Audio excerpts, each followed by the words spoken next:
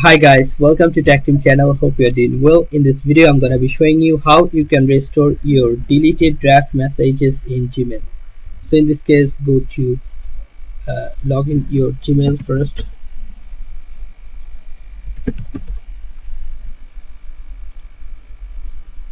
Okay, now you can see here drafts. I'm clicking on drafts. Now let's see this. If I want to delete this, like here, delete, the message is gone. Now where I can find it, click on more. You'll find here more and go to trash, this one. Then you'll find here your deleted messages. Okay, this one. Or if you want to restore this message, go here, right click on this message and you'll find here move to, this one. Move to inbox or spam, or anywhere you can move this message to restore.